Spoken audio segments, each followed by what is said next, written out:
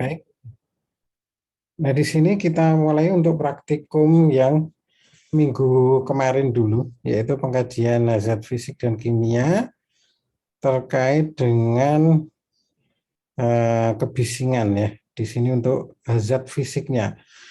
Nah, sebagaimana dijelaskan di kuliah bahwa perawat ya yang bekerja di rumah sakit maupun perawat yang bekerja di sektor industri, ketika mereka bekerja tentu ada risiko. Kalau sudut pandang pertama adalah risiko bagi perawat sendiri. Nah, ini yang dipelajari yang di K3 rumah sakit ya. Jadi bahaya ataupun hazard bagi perawat yang bekerja sebagai tenaga kesehatan. Fungsi yang kedua adalah perawat melakukan pengkajian hazard bagi tenaga kerja yang lain. Nah, di sini berarti perawat dari sudut pandang sebagai tenaga K3. Ya. Kalau yang pertama tadi perawat sebagai tenaga kerja, ya, sebagai tenaga kerja memiliki risiko. Ya. Risiko apa saja ya namanya risiko hazard. Sedangkan konteks yang kedua justru perawatnya yang bekerja untuk melakukan kegiatan K3 untuk orang lain.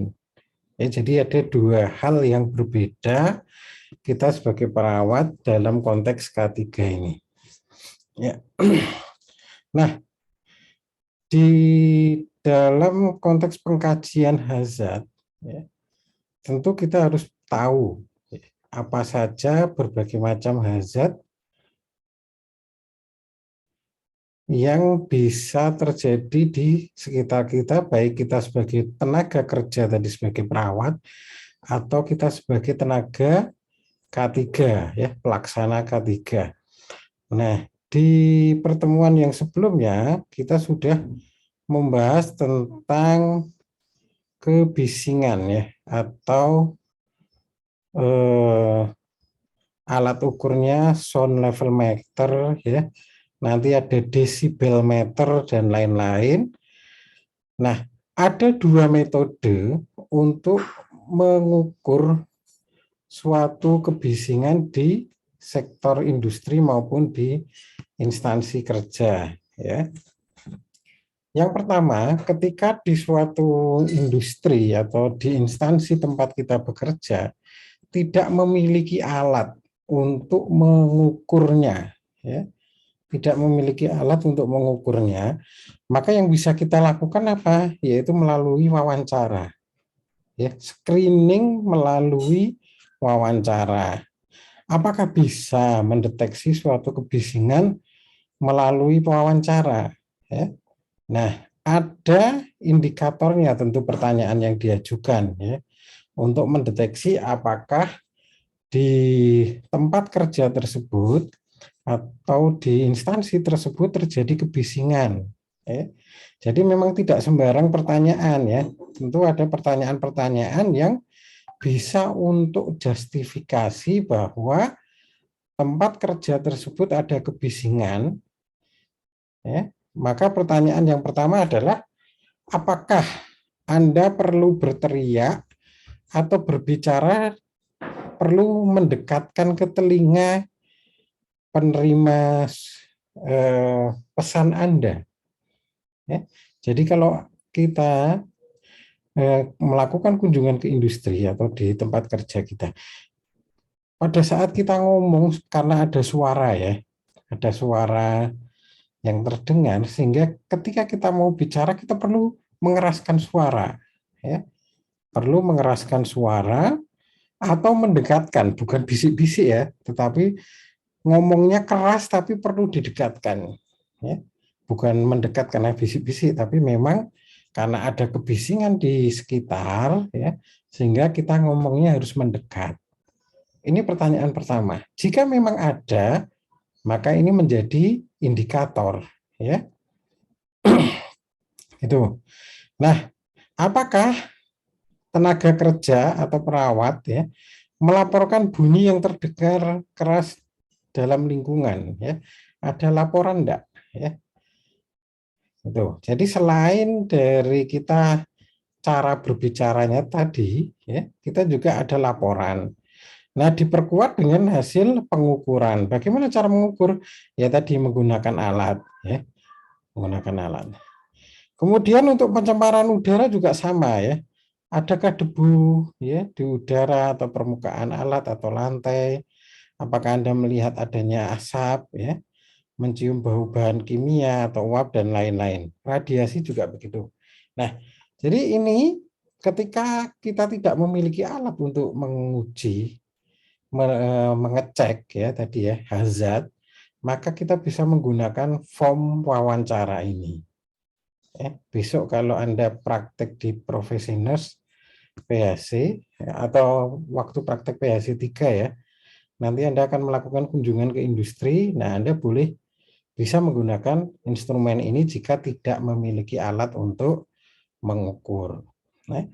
Nah, jika ada, maka gunakanlah alat ukur. Jadi tetap dilakukan wawancara ini, kemudian dipertegas dengan hasil pengukuran. Ya, ini alat pengukuran kebisingan atau sound level meter atau desibel meter.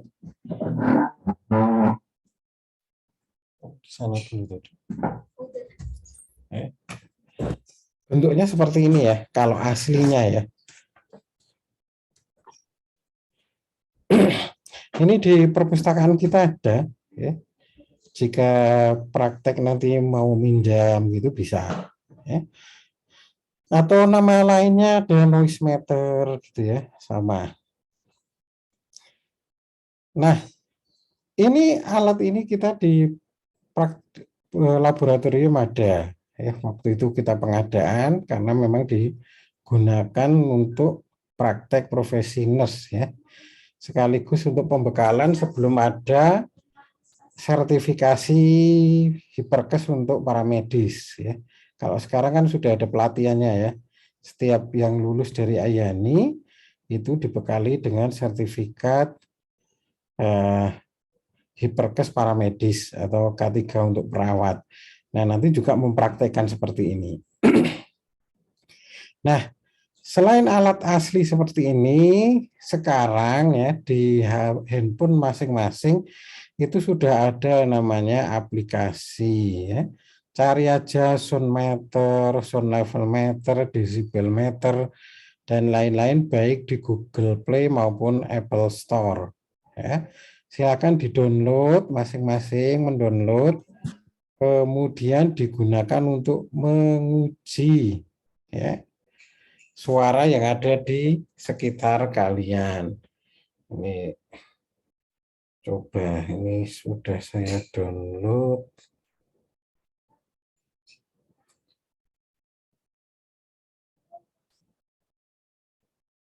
Ya.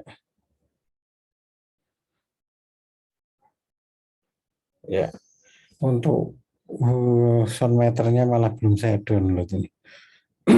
Ya, nanti yang kita coba yang lux meter atau yang pencahayaan saja.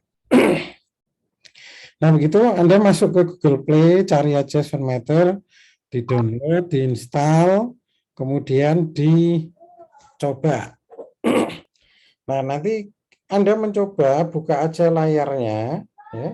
Setiap peningkatan suara Anda, ya, itu akan membuat jarum penunjuk atau angka-angka di situ akan berubah. Semakin keras maka akan semakin meningkat ya.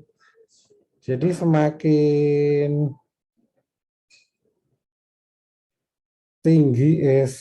tinggi suara ya,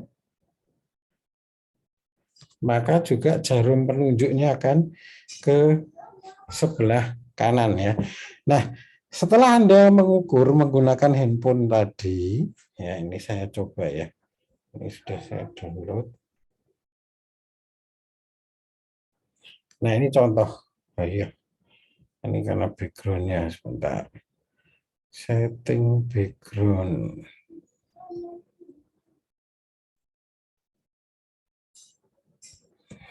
Ya, mana kami? Nah, ini contoh ya. Silakan di-download, nanti bentuknya seperti ini. Jadi semakin saya mengeraskan suara, maka ini ya, angkanya juga akan semakin tinggi.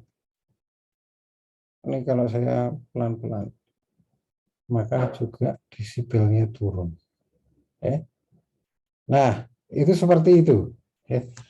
Nah, nanti dicari average-nya. Di sini di bawahnya ini ada average dan lain-lain. Ada yang tertinggi, terendah, dan ada rata-ratanya. Nah, ini contoh penggunaan sound meter. Nah, di tabel ini ada tabel nilai ambang batas atau NAB ya. Nilai ambang batas itu sudah menjadi standar. Jika karyawan bekerja di dalam suatu ruangan, ketika diukur kok nilainya 85 desibel kebisingannya, maka karyawan yang ada di industri tersebut diizinkan setiap hari hanya 8 jam. Ya, jadi 85 ini 8 jam. Seperti suara saya ini kalau di kelas gitu ya, kalau diukur tadi kan rata-rata hanya 70 desibel, 60 desibel. Nah, kalau saya ngomong ini tanpa mic ya, suaranya segini. 70 ya, 80 itu paling tinggi 80. Nah, jadi masih bisa diterima ya. 8 jam kalian mendengarkan suara saya, itu telinga Anda masih akan normal gitu ya. Nah, beda dengan di industri ya. Karena sumber mesin itu kontinu, beda dengan suara saya itu kan naik turun ya. Ketika suaranya dilemahkan, maka suaranya akan menurun. Tapi kalau di industri, kalau mesin itu akan kontinu terus ya. Kalau ada mesin suaranya nging, ya dia 8 jam ya akan menimbulkan suara nging itu sampai terus menerus ya, nggak ada jedanya kecuali mesinnya mati. Nah, yang dimaksud itu seperti itu ya. Kalau diukur ternyata ya kok 88 desibel ya, maka pekerjaannya diizinkan bekerja di ruangan tersebut 4 jam. Lantas bagaimana? Bisa aja rolling ya. Karena di satu sektor industri tidak hanya satu ruangan. Ya. Ada ruangan-ruangan lain yang pekerjaannya berbeda. Ya. Nah, itu akan bergantian. Atau yang terakhir menggunakan APD ya, pelindung telinga. Nah, ini yang harus dipahami bagaimana cara mengukur, kemudian membandingkan dengan nilai ambang batas, ya, kemudian mencari solusinya. Kalau solusi nanti dibicarakan lebih lanjut. Nah, petunjuknya kemarin sudah pada ngirim, hanya ada satu yang belum ngumpul, ya, yang belum ngumpul tadi namanya siapa ya? Ada satu orang yang belum ngumpul, sisanya sudah ya.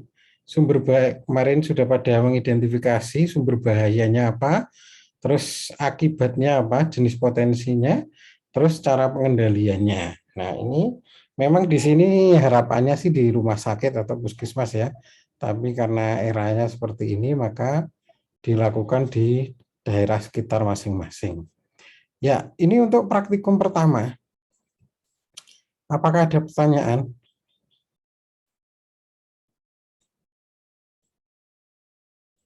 Belum, Pak. Ya, baik, kita Belum, lanjut. Pak. Kita lanjut ke yang hari ini ya. Nah, yang hari ini adalah iklim kerja, getaran, dan pencahayaan. Sebenarnya hazard kan banyak ya. Ada hazard fisik, kimia, biologi, kemudian ada ergonomi sama psikologi, psikososial ya. Tetapi memang tidak semuanya kita praktikumkan. Anda setidaknya bisa memahami beberapa dan bisa melakukan pengajiannya. Nah, iklim kerja, getaran, dan pencahayaan. Ini yang menjadi fokus kita. Sedangkan yang perlu kalian praktekkan adalah pengukuran menggunakan lux meter ini untuk pencahayaan. Ya. Jadi mengukur apakah cahaya di ruangan ini termasuk temaram, kurang, ataukah justru menyilaukan mata, itu diukur dengan luxmeter, ya. Sedangkan vibration meter itu untuk mengukur benda-benda atau alat-alat kerja yang memiliki getaran. Seperti di kuliah kemarin dicontohkan ya, kalau untuk non kesehatan itu ada yang untuk mengelupas aspal dan lain-lain itu. Ya. Nah, ini nanti bisa dipraktekkan ya, menggunakan aplikasi. Tetapi kita bahas dulu ini metode wawancara ya. Untuk iklim kerja itu merupakan suhu di mana tempat pekerja tersebut bekerja ya. Jadi suhu ruangan. Di beberapa perusahaan atau industri atau bahkan di keperawatan ya, itu ada ruangan-ruangan tertentu yang suhunya sangat dingin atau justru sangat panas. Ya, kalau yang normal-normal saja nggak usah diukur ya. Itu. Tapi kalau ada ekstrim sangat panas dan sangat dingin, maka perlu dilakukan pengkajian, gitu ya. Jika tidak ada alat untuk mengukur, ya, maka menggunakan wawancara. Ya, apakah ada sumber suhu yang sangat dingin atau panas? Perawat merasa pusing, bingung ya pada saat di ruangan akibat suhu yang terlalu ekstrim. Apakah ada pakaian pelindung untuk dingin maupun panas? Ya. Kemudian hasil pengukuran. Nah, untuk pengukuran alatnya namanya heat stress meter. Ya. Ini untuk mengukur heat stress atau stres panas ya. Jadi di sini nanti ada lubangnya untuk mengukur. Itu didekatkan atau ditaruh di area yang menimbulkan suhu yang panas ekstrim atau dingin ekstrim ya. Itu. Ini di aplikasi sebenarnya tidak ada. Kalaupun ada tidak terlalu valid ya, karena untuk mengukur handphone panas lingkungan menggunakan sensor yang ada di handphone itu tidak terlalu valid ya. Ini memang perlu alat ini dan di laboratorium kita ada. Jadi kalau kalian suatu saat praktek ya selama profesi atau waktu PhD 3 di akademik, kemudian dapat tempat misalkan di Pandai Besi ya. Pandai Besi itu kan panasnya tinggi itu lingkungannya. Nah, itu Anda bisa minjam di laboratorium alat ini untuk mengukur heat stress-nya berapa. Kemudian yang kedua vibrasi atau getaran, yang ketiga pencahayaan. Ya, ini untuk wawancara bisa dibaca. Nah, ini untuk NAB iklim kerja atau heat stress tadi ya. Kemudian untuk getaran, ya, ini alatnya seperti ini. Ini di laboratorium kita juga ada. Ya. Kemudian pencahayaan, ini juga di laboratorium kita ada. Nah, untuk vibrasi ini ada aplikasinya ya, silakan di-download vibration meter ya, atau seismometer ya, bukan seismograf tapi seismometer ya. Sedangkan di pencahayaan itu ada luxmeter ya. Ini ada indikatornya kalau di dalam gedung industri. Nah, itu silahkan kita lakukan untuk yang pencahayaan saja. Jadi seperti ini. Wah, mana ya?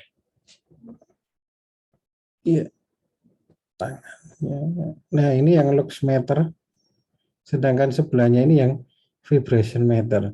Download aja sesuai handphone kalian. Ya. Pilih aja yang ada. Ya. Nah, untuk pencahayaan nanti ada diffuser. Diffuser itu untuk mengurangi apa ya maksudnya, untuk menyaring ya cahaya. Nah, nanti bisa dilihat di video contohnya. Diukur saja di rumah masing-masing berapa luxmeter ya di tempat Anda. Ya, ini contoh di tempat saya ya, di kamar saya ini, di ruangan saya ini 32 ya. Jadi termasuk Temaram ya. Tuh. Nah, di sini ada indikatornya kalau rak penyimpanan, ruang tunggu, ruang kerja, kantin, pantry itu 200 lux meter ya. Ruang ganti sama ruang aktivitas olahraga 300, ruang tindakan perawatan 500 ya. Jadi silakan dicek masing-masing ya. Itu. Vibration meter ya. Ini nanti seperti ini bentuknya.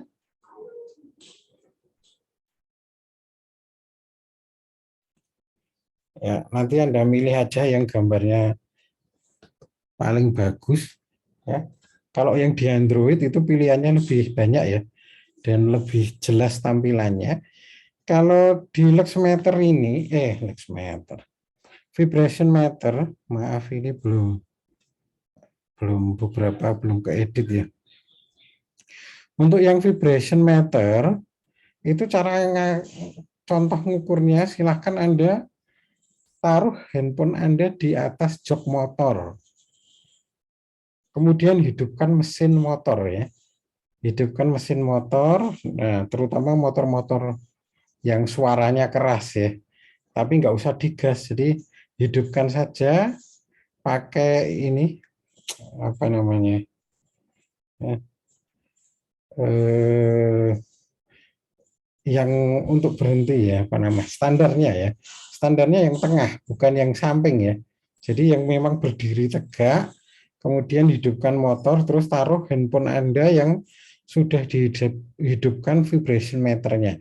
Nanti di situ akan diketahui getaran motornya itu berapa. Ya, nanti dicek aja. Ya, itu contoh penggunaannya dan berikutnya adalah penugasannya sama. Silakan ukur, cari sumber bahaya zat getaran yang ada di sekitar Anda. Contohnya tadi motor ya. Anda boleh mencari yang lain ya, mobil dan lain-lain atau mesin-mesin lain ya yang ada di sekitar Anda. Kemudian pencahayaan juga sama. Cari pencahayaan yang kurang gitu ya. Yang kurang dengan yang sangat menyilaukan gitu ya. Nanti bahayanya apa? Pengendaliannya bagaimana. Ya, itu untuk pertemuan kali ini. Seperti itu. Apakah ada pertanyaan?